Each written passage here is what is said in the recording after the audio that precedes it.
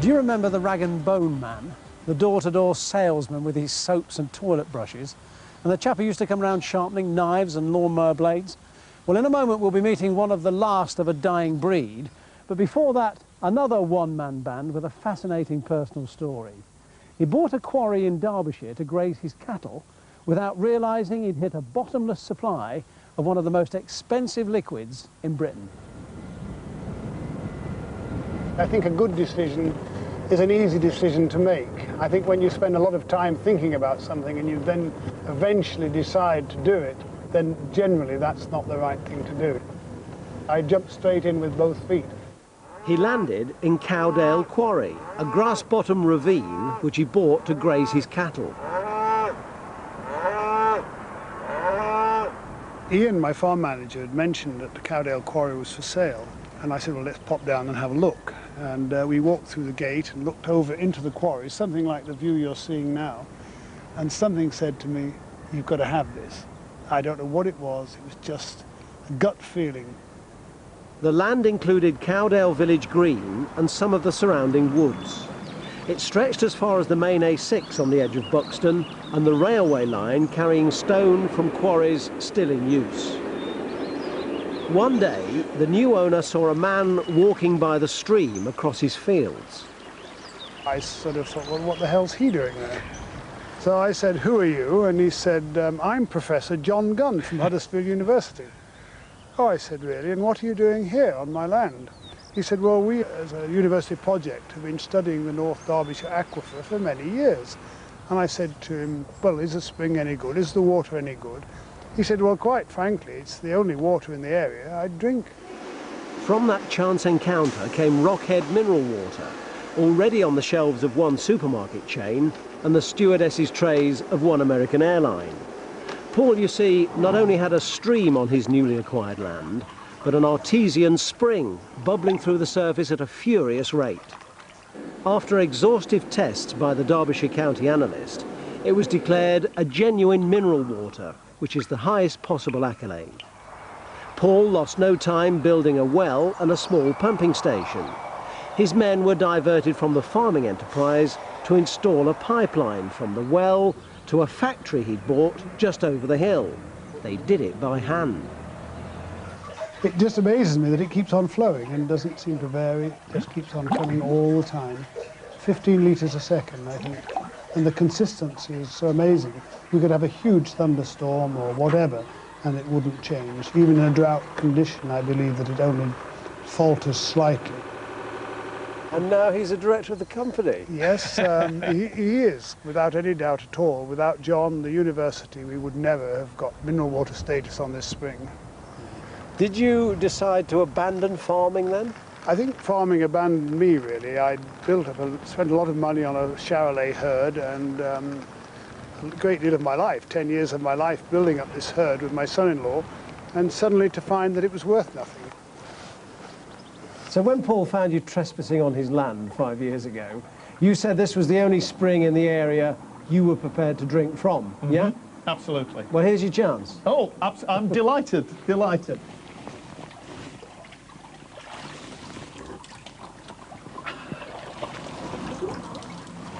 And that is lovely water.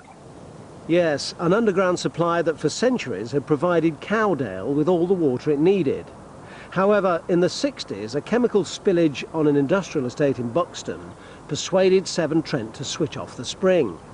So now the village has to use its taps or buy the bottled water it used to have for free. If you want to make a cup of tea, then sure, make a cup of tea from tap water. You're going to be boiling it, fine. But if you want a nice cup of water to drink, then I have to say that mineral water, it's really got a taste to it. Because I'm not very bright. I was never very clever at school. I was always good on the football field or the rugby field or sports field, but academic qualifications about nil. He left school to become an antique dealer with offices in New York, Holland and Buxton. I grew up through high inflation, so whatever, if you bought a grandfather clock too dear one day, a week later it was cheap. So you couldn't fail really, or did you have to have a bit of nous? You could fail, but I mean, inflation generally got you out of trouble. there's no doubt about that. And it was all cash, wasn't it? All cash. VAT killed the antique trade, value-added tax.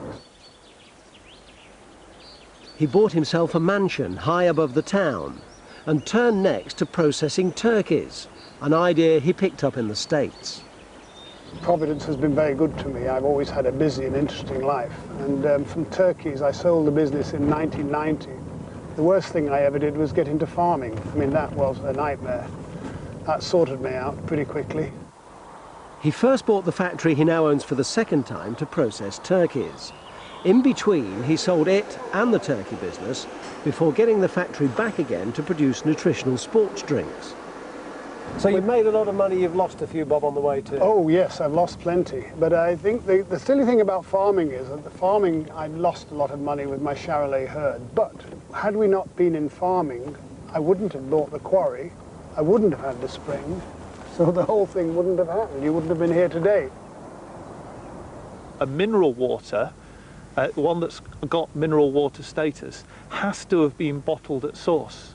A spring water could potentially have been tankered somewhere. A table water may be little more than actual tap water. You've got to imagine that we buy a quarry that has a spring. I purchased my old turkey processing factory back, and we own the land between, and we've put a pipe across it. I mean, how lucky can you get? But you never imagined you'd be doing this for a living, though, did you? No, well, I used to be cleaning cows out and feeding bulls, but now bottling water. But there is a catch. Buxton already has a big bottling plant owned by Perrier.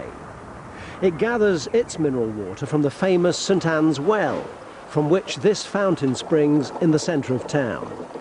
However, Perrier don't own the water. It belongs to High Peak Borough Council, as indeed does the trade name Buxton. It's the council's copyright, for which Perrier pays them a sizable commission. Exactly how much is a commercial secret, but it's just been renegotiated upwards. The Buxton Council I'm concerned about.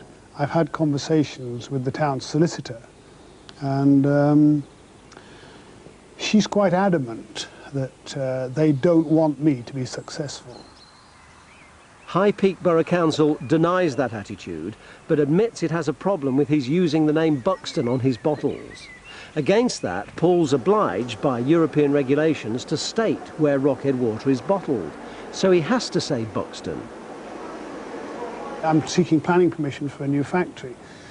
It's going to be hard for them to look at this in an unbiased view. And if they are biased because of their commissions, then it would be restrictive trade. So we have a complex argument over a basic natural resource, or at least it used to be. Water's now one of the most expensive liquids in Britain, dearer than petrol, milk, Coca-Cola and beer. It looks like a licence to print money, but Paul's already invested £50,000 in the pump house and the bottling plant, and a legal battle with the establishment, if it comes to that, could make it even more costly. Providing I'm right, I'll have a go. Because David and Goliath, whatever, if I believe that I'm right and they're being restrictive and stopping me trading and being unfair to the company that I represent and the people that I employ, then we'll have a scrap. But I will most undoubtedly lose, but that doesn't matter. I'd better to have tried and lost than never tried at all.